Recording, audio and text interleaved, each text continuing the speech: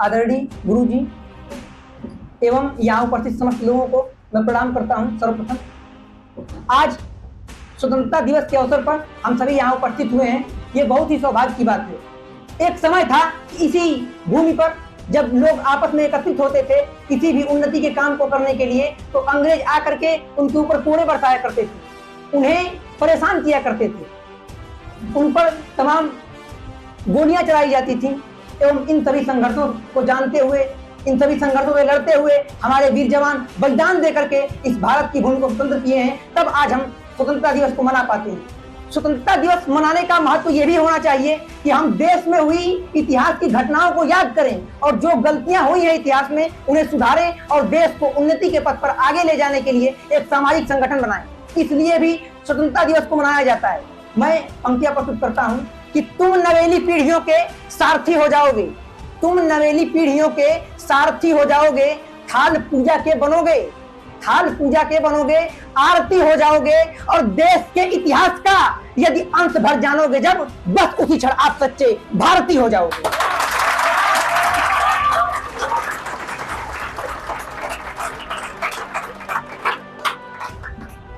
हमारे वीर जवान हमारी मातृभूमि के लिए शहीद हो गए और उस पर भी अगर कुछ लोग कहते हैं कि इस शहादत का कोई महत्व तो नहीं है, हम अहिंसा से स्वतंत्रता को ला देते, बिना लड़े भी स्वतंत्रता को लाई जा सकती थी, तो एक बात कहना चाहता हूं, टिप्पणी करूंगा कि आंदोलन अपनों के आगे किए जाते हैं, बाहरी और गैरों के आगे शस्त्रों को समझाया जाता है। हर जगह आंदोलन काम नहीं आता और जहां परिस्थिति ऐसी हो कि बिना युद्ध के काम न चले तो वहां युद्ध करना भी सही होता है। हर जगह अहिंसा ही काम में नहीं आती। मैं पंक्तियां पेश कर रहा हूं उस समय की जब अंग्रेज भारत पर बहुत अत्याचार कर रहे थे। हमारी भूमि से हमको भगाया जा रहा था, हमारी भूमि से हमको भगाया जा रहा था, हमारे मान को नंगा नचाया जा रहा था, हमारी भूमि से हमको भगाया जा रहा था, हमारे मान को नंगा नचाया जा रहा था, हमारे घर मसालों से जलाए जा रहे थे, हमारे घर मसालों से जलाए जा रहे थे, नन्ही देह पर भाले चलाए जा रहे थे, हमें हाथियों से कुचला मिटाया जा रहा था, हमें टायर बताया जा रहा था। उस काल में अड़ते नहीं तो क्या करते, कोई हमें बतलाए, हम लड़ते नहीं तो क्या करते।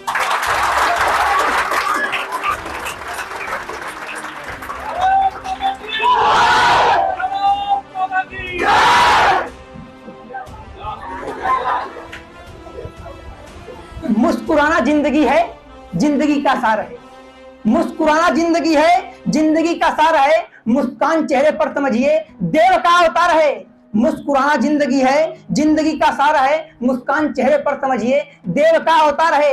आपके जैसे ही मैं भी खिलखिलाकर हंस रहा था और ठहाकों के मधुर आनंद में भी धंस रहा था। मुझको भी ये दुनिया सुनहरी रूप सी ही लग रही थी, मुझको भी ये दुनिया सुनहरी रूप सी ही लग रही थी और चारों ओर खुशियों की प्रभाती जग रही थी। पर उसी क्षण एक माँ रोती बिलखती शोक में, पर उसी क्षण एक माँ रोती बिलखती शोक में, तब उसी क्षण एक माँ रोती बिलखती शोक में आ गई मेरे समक्ष कंदन कथा जोत में। पूछ बैठा माँ बताओ किस लिए रोती हो तुम, पूछ बैठा माँ बताओ किस लिए रोती हो तुम, आनंद के माहौल में आहों को क्यों बोती हो तुम। एक टक देखा मुझे, एक टक देखा मुझे, फिर पलट कर जाने लगी और दबे आवाज में वंदे मातरम गाने लगी। हाँ विधाता, हाँ विधाता, लाल कैसा मैं नहीं ये जान पाया, पुत्र कैसा हूं जो भारत माँ को ना पहचान पाया।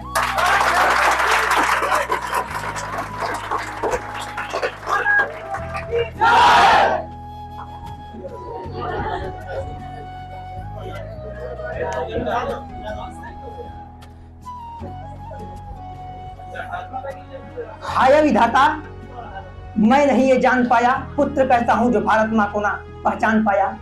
इस देश, इस धरती का जितना हम पर ऋण है उसे कभी भी चुकाया नहीं जा सकता है। हम कितना भी अथक परिश्रम कर लें, इस देश के, इस मातृभूमि के ऋण से कभी उऋण नहीं हो सकते हैं। वीर जवान जो इस भूमि के लिए शहीद हो गए, इस देश के लिए अपने माओ के सामने अपने प्राणों की आहुति दे दी, उन्हें कभी भी भुलाया नहीं जा सकता है।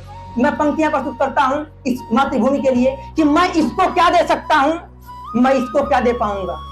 मैं इसको क्या दे सकता हूँ, मैं इसको क्या दे पाऊंगा। संभव है यह जीवन देकर थोड़ा कुछ मूल्य चुकाऊंगा। जब तक इस तन में रहे प्राण और रहे कंठ में तौराई, जब तक वाणी में तेज रहे गाऊंगा इसकी प्रभुताई। जब तक वाणी में तेज रहे गाऊंगा इसकी प्रभुताई। माना जीवन क्षणभंगुर है, मरना ही है, मर जाऊंगा, लेकिन वापस आने के लिए देवों के देव मनाऊंगा। यदि मान जाएंगे महादेव, मांगूंगा दो वरदान यही, सब पुण्य कर्म रख लो मेरे और दे दो हिंदुस्तान में।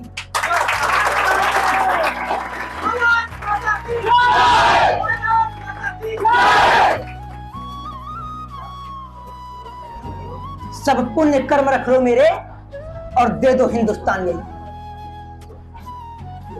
धन्यवाद।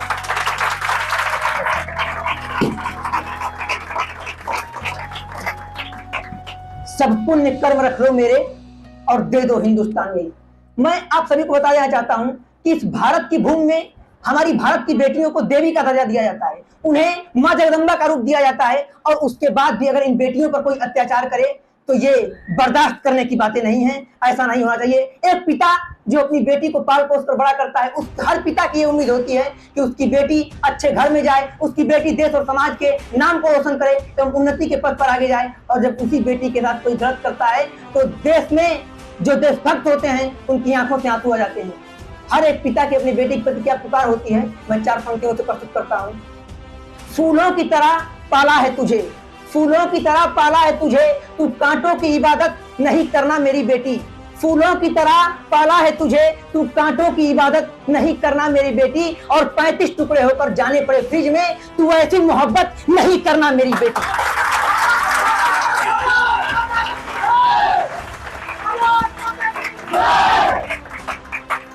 फूलों की तरह पाला है तुझे, तू कांटों की इबादत नहीं करना मेरी बेटी।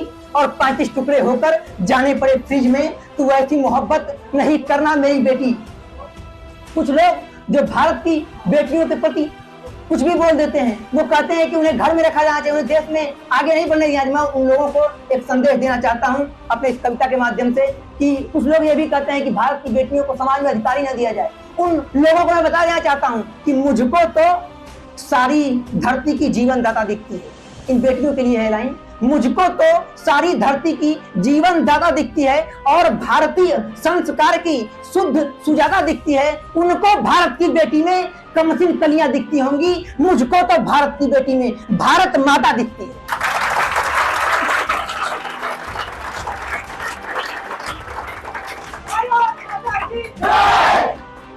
उनको भारत की बेटी में कमसिन कलियां दिखती होंगी, मुझको तो भारत की बेटी में भारत माता दिखती है। मैं बता दूं कि इस देश को आगे बढ़ाने के लिए, इस देश को उन्नति के पथ पर ले जाने के लिए हमारे वीर जवानों ने बहुत सारे बलिदान दिए हैं। हमारे वीर जवानों ने इतना इस देश के लिए किया है कि उनके बलिदानों को भी भुलाया नहीं जा सकता है। उन्होंने अपने प्रेम को, अपने शादी, यहाँ तक कि जवानों की शादी हो जाती थी, शादी हुई दुल्हन को छोड़ करके वो जाते थे देश की रक्षा करने के लिए। उनके बलिदान को कभी हम भूल नहीं सकते हैं। पंक्तियां प्रस्तुत करता हूं कि चिट्ठियां यदि नेह की पढ़ते हमारे क्रांतिकारी, चिट्ठियां यदि नेह की पढ़ते हमारे क्रांतिकारी, तो कोई अपने जिगर में देश को बोता नहीं, हुस्न में ही डूब जाते यदि भगत सिंह, तो इस धरा पर मिटने वाला मिलता कोई भी लाल इकलौता नहीं। उस समय का हर युवा दिल में बगावत ठानता, तो राष्ट्र अपना फिर गुलामी को कभी ढोता नहीं। राणा शिवाजी खेलते यदि रूप रंगों के खिलौने, तो कहीं इस देश का अस्तित्व होता ही नहीं।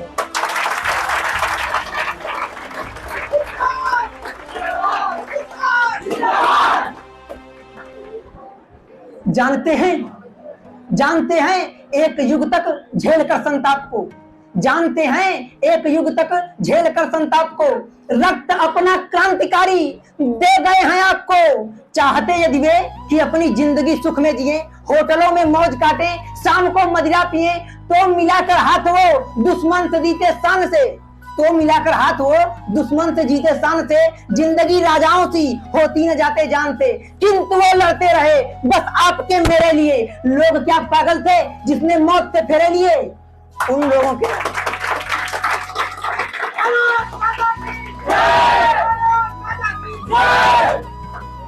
लोग क्या पागल थे जिसने मौत से फेरे लिए, उनके बलिदानों को कभी भुलाया नहीं जा सकता है। उनके बलिदानों को कभी भी भुलाया नहीं जा सकता है। जो उन्होंने बलिदान दिए हैं इस देश के प्रति, उन्हें कभी भी हम भूल नहीं सकते हैं। मैं पंक्तियां प्रस्तुत करता हूं। जो केवल तकते हैं, तकते ही रहते हैं। जो केवल तकते हैं, तकते ही रहते हैं। कायरता के प्रतीक सोच लिए जाते हैं। जो केवल तकते हैं, तकते ही रहते हैं। कायरता के प्रतीक सोच लिए जाते हैं। और जिस उपवन में होते नहीं हैं फूल, उसके समूचे फूल नोच लिए जाते हैं।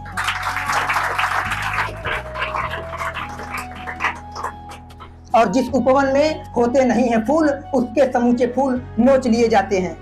मैं पंक्तियां प्रस्तुत करता हूं कि राह चलते हुए तुमको जो कोई भाएगा। राह चलते हुए, मैं ये पंक्तियां उन लोगों की है लिए है जो इस नेगेटिव आकर्षण में आ गए हैं। उन्हें पता नहीं है कि ये जवानी जो है वो देश और धर्म के लिए मिट जाने के लिए है। ये जवानी जो है वो देश में बलिदान होने के लिए है। ये जवानी सिर्फ प्रेम के लिए नहीं हुई है। इस जवानी का अर्थ है, मैं बता दूं आप लोगों को कि भारत इस समय सबसे अधिक युवाओं वाला देश है। सबसे अधिक युवा हमारे भारत में है। और इतने युवाओं वाले देश में भी अगर ये भारतवर्ष उन्नति के पथ को न छू पाए तो ये बड़े ही दुर्भाग्य की बात होगी। मैं पंक्तियां प्रस्तुत करता हूं युवाओं के लिए। राह चलते हुए अगर तुमको कोई भाएगा, तुम्हारे दिल भी नए गीत गुनगुनाएगा। तुम्हारी आंख भी सपने में वही देखेगी। तेरा महबूब तुमको जो भी कुछ दिखाएगा। होंगे हर ओर नजारे मगर न भाएंगे। हर तरफ चित्र उसी के नजर आएंगे। हर तरफ चित्र उसी के नजर आएंगे। होकर मजबूर कहोगे कि सनम स्नेह मुझे, भगवान कसम प्यार तो करते हैं तुझे। होकर मजबूर कहोगे कि सनम स्नेह मुझे भगवान कसम प्यार हम करते हैं तुझे। और फिर प्यार के नवगीत से वादे होंगे और वो आएंगे प्यार का मंजर लेकर। गले तुमसे मिलेंगे हाथ में खंजर लेकर। तुम्हारी जिंदगी में सिर्फ पीर डालेंगे, एक झटके में तुम्हारे दिल को चीर डालेंगे। इसलिए प्यार करना है तो रवानी से करो। प्यार करना है तो तिरंगे की रवानी से करो, धर्म ग्रंथों से करो, गंगा के पानी से करो। और प्यार करना ही है तो करो वतन परस्ती से, ताकि खुशबू आती रहे हर पल तुम्हारी हस्ती से।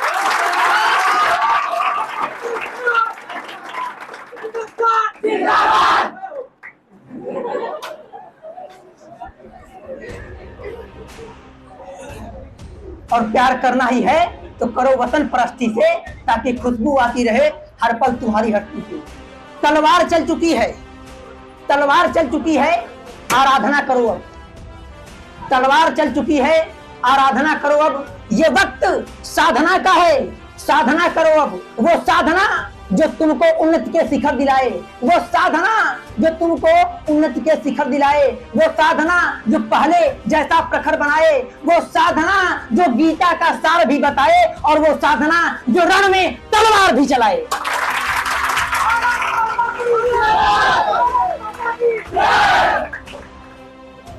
वो साधना, साधना का अर्थ सिर्फ ध्यान लगाना ही नहीं होता। साधना का तात्पर्य यहाँ हर उन शब्दों से है जो देश को उन्नति के लिए आगे लेकर के जाता है। यहाँ साधना का अर्थ हर उन शब्दों से है जो देश को उन्नति के लिए आगे लेकर के जाता है। और साधना जो रण में तलवार भी चलाए। मैं युवाओं के लिए कहना चाहता हूँ कि आजकल के युवाओं में वो उत्कर्ष ही नहीं रहा। मैं देखता हूँ कुछ युवाओं में वो भावनाएं ही नहीं जगती है कि देश के प्रति प्रेम भी होना चाहिए। उन युवाओं के लिए एक छोटा सा संदेश हमारी तरफ से पंक्तियां प्रस्तुत करता हूँ। मैं पंक्तियां प्रस्तुत करता हूँ। ओ नए युग के नए राणा प्रतापों, ओ नए युग के नए राणा प्रतापों, सौगंध तुमको आज हल्दी घाटियों की। ओ नए युग के नए राणा प्रतापों, सौगंध तुमको आज हल्दी घाटियों की। देश के बुनियाद में हैं लंबी कतारें उन जवानों के चौड़ी छातियों की। देश के बलिदान में लंबी कतारें है जवानों के चौड़ी छातियों की। देश को दृढ़ता प्रखर करने में तुमको, देश की दृढ़ता प्रखर करने में तुमको जंग कोई भी नहीं लड़नी पड़ेगी। देश की दृढ़ता प्रखर करने में तुमको जंग कोई भी नहीं लड़नी पड़ेगी। है वचन मेरा भारत के युवाओं, जंग कोई भी नहीं लड़नी पड़ेगी। करनी पड़ी तो सिर्फ तुमको साधना करनी पड़ेगी। करनी पड़ी तो सिर्फ तुमको साधना करनी पड़ेगी।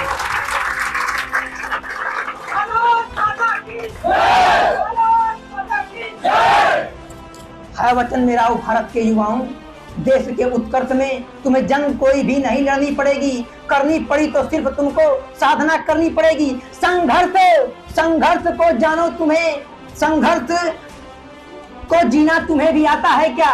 संघर्ष को जीना बताओ तुम्हें भी आता है क्या? क्या कभी दिल में धड़कते हैं भगत सिंह या महज टैटू बनाने में लगे?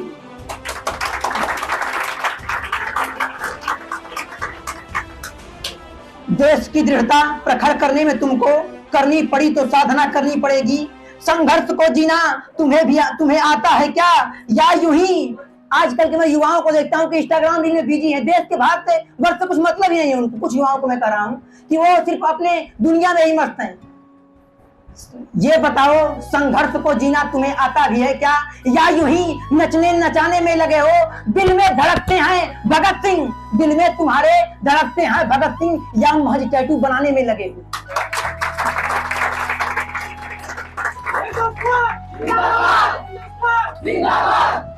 युवाओं, इस दुनियावी फालतू चीजों से बाहर आइए। भारत माता आपका इंतजार कर रही है। मैं आपके लिए कुछ पंक्तियां प्रस्तुत कर रहा हूं कि युवाओं सुनो, अभी है बल तुम्हारी बाजुओं में, अभी है बल तुम्हारी बाजुओं में, अभी इतिहास गढ़ने का समय है। अभी से शस्त्र अपने छोड़ना मत, अभी तो युद्ध लड़ने का समय है। अभी तुमको समुद्र में उतरकर खजाना मोतियों का खोजना है। गगन धरती के राजा बस तुम ही हो, समय की मांग है ये चेतना है। गगन धरती के राजा बस तुम ही हो, समय की मांग है ये चेतना है। सब निरंतर कोशिशें करते रहो, बस सफलता के लिए रुकना मना है। कहना है कि यही दिन प्यार के झंकार की, ये जवानी सिर्फ इश्क कराने के लिए नहीं है। यही दिन प्यार के झंकार के हैं, मगर टंकार के दिन भी यही हैं। यही दिन है खनकती चूड़ियों के, यही दिन है खनकती चूड़ियों के, मगर तलवार के दिन भी यही है।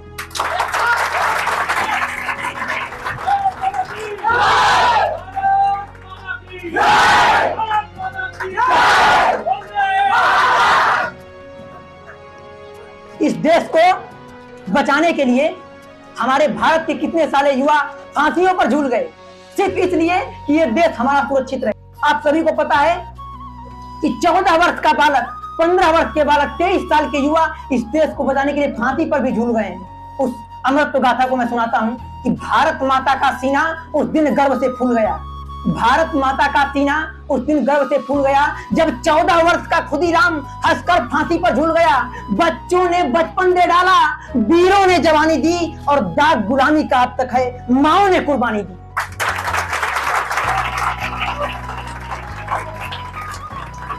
दाग गुलामी का अब तक है, माओ ने कुर्बानी दी। और इतनी कुर्बानियों के बाद भी अगर हम अपने देश के प्रति सतर्क न रहें तो फिर हमारा देश किस गर्त में जाएगा, इसकी आप सभी लोग परिकल्पना कर सकते हैं।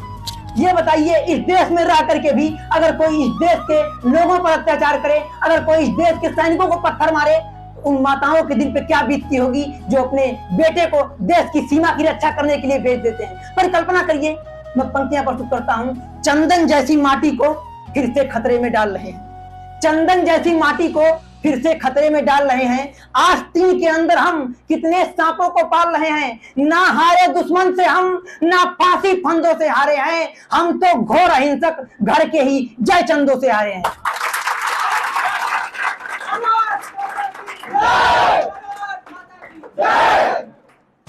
कुछ लोग कहते हैं कि हर जगह युद्ध नहीं लड़ा जाता है, युद्ध लड़ना सिर्फ विनाश ही होता है। तो एक बात बता दूं मैं कि युद्ध से विनाश जरूर होता है, लेकिन युद्ध शांति का भी प्रतीक है। युद्ध के पश्चात विनाश तो होता है, लेकिन शांति भी आ जाती है। मैं पंक्तियां प्रस्तुत करता हूं कि जब वक्त हो तो वहां कभी युद्ध से पीछे नहीं हटना चाहिए। पहली बार आर्यव्रत घाट को कहा जाता है। पहली बार आर्यव्रत को उस दिन ज्यादा शोक मिला। पहली बार आर्यव्रत को उस दिन ज्यादा शोक मिला जब शस्त्र फेंक कर बना अहिंसक, जिस दिन यहाँ अशोक मिला।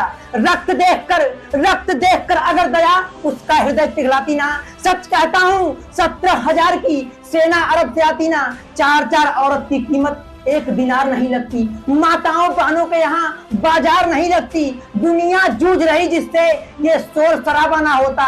मजहबी नाम का इस दुनिया में खून खराबा ना होता। इतिहासों को मत झुठलाओ, यथा कहानी किस्से थे और आतंकी जहां पलते थे वो भी भारत के हिस्से थे।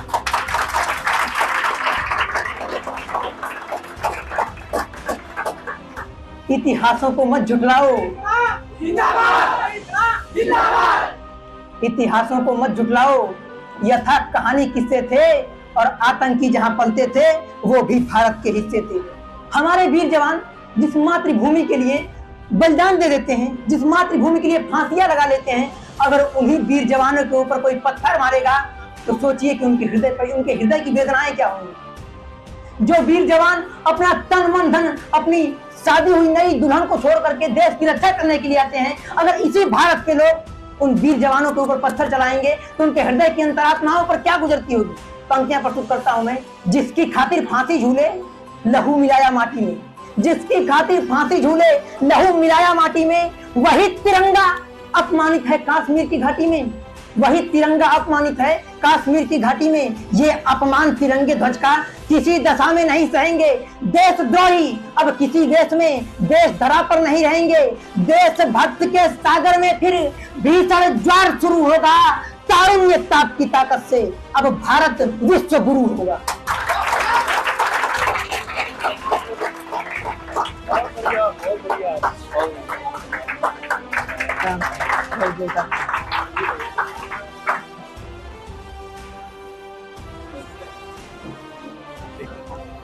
तारुण्य ताप की ताकत से अब भारत विश्व गुरु होगा। मैं बता दूं कि मैं सैनिक के साथ रहूंगा, मैं सैनिक के साथ रहूंगा जो सीमा पर खड़ा हुआ, देश के स्वाभिमान के खातिर खुददारों से अड़ा हुआ। लाखों सूल बिछा दो पथ में, एक कदम भी नहीं रुकूंगा। ये भारत युवाओं का देश है, इस बात को आप लोग ध्यान रखिएगा। अगर इस युवा के देश में ये भारत उन्नति के पथ को नहीं छू पाया तो फिर ये आशा मत कीजिएगा फिर कभी भारत उन्नति को छू पाएगा। युवा ही किसी चीज को तोड़ने के लिए सहायक होते हैं, युवा ही किसी भी काम को आसानी से कर सकते हैं। मैं पंक्तियां प्रस्तुत कर रहा हूं कि मैं सैनिक के साथ रहूंगा जो सीमा पर खड़ा हुआ, देश के स्वाभिमान के खातिर खुददारों से अड़ा हुआ। लाखों सूल बिछा दो पथ में, एक कदम भी नहीं रुकूंगा। और घर घर आग लगा दो चाहे, एक शीश भी नहीं झुकेगा। कितने दीप बुझा दोगे तुम, नित्य नया अब दीप जलेगा। और अब जो दीप प्रज्वलित होगा वो तूफान से भी नहीं बुझेगा।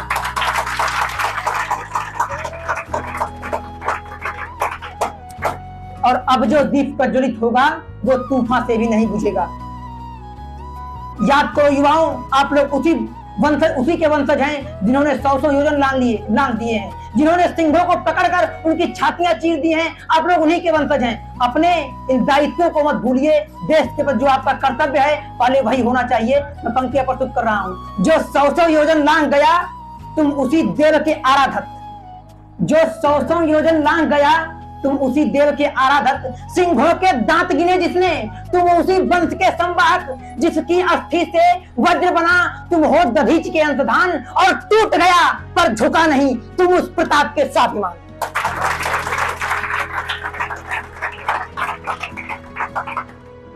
और टूट गया पर झुका नहीं तुम उस प्रताप के स्वाभिमान। इतिहास शौर्य की गाथाओं के भिन्न नहीं हो सकते हैं, बलिदानी पथ वीरों के पद चिन्ह नहीं खो सकते हैं। कुरुक्षेत्र का कड़कड़ मानो रक्तांजलि का प्यासा है, हल्दी घाटी माटी को फिर बलिदानों की आशा है। और ऋषि अगस्त की संतानें हम महासिंधु पी जाएंगे, और महाक्रांति के कदम उठे तो सिंहासन थर्राएंगे।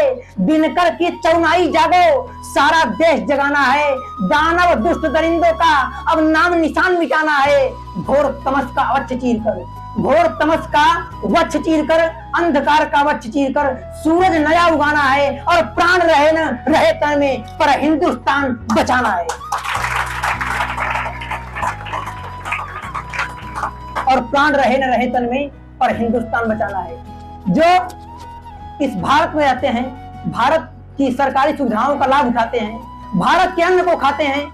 और ये बताइए, जिसके आपने अन्न को खाया हो, जिस धरती का आपने दुग्धपान किया हो, अगर उसी धरती का गद्दारी करते हैं तो ये कितनी बड़ी बेशर्म की बात है, ये कितनी शर्मनाक बात है कि वंदे मातरम के गायन पर जो प्रतिबंध लगाते हैं, वंदे मातरम के गायन पर जो प्रतिबंध लगाते हैं, आतंकवाद में भारत माँ को डायन तक कहा जाते हैं। और पत्थरबाजों के हाथों में पत्थर वही थमाते हैं और छेद उसी में कर जाते हैं जिस थाली में खाते हैं।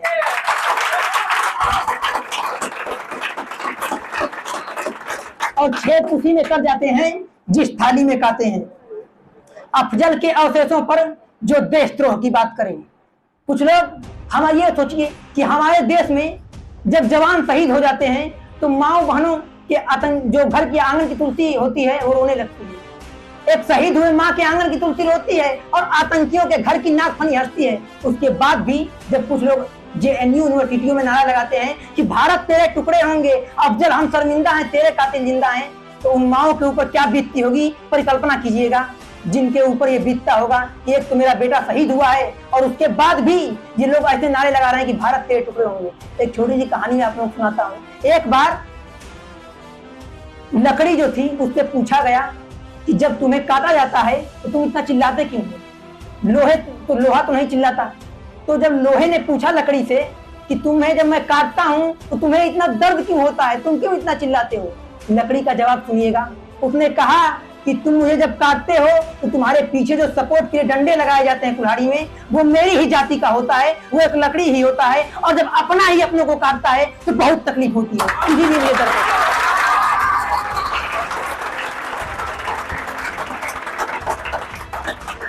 जब अपना ही अपनों को काटता है तो बहुत तकलीफ होती है। मैं पंक्तियां प्रस्तुत करता हूं कि अफजल के अवशेषों पर जो देशद्रोह की बात करे, भारत के गद्दार वही जो भारत मां पर घात करे।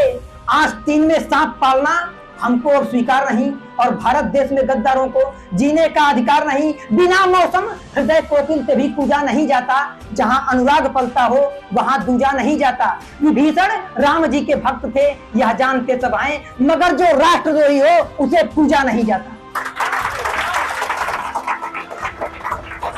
इसी के साथ मैं अपनी वाणी को विराम देता हूं। जय हिंद, जय भारत। भारत माता की, भारत माता की वंदे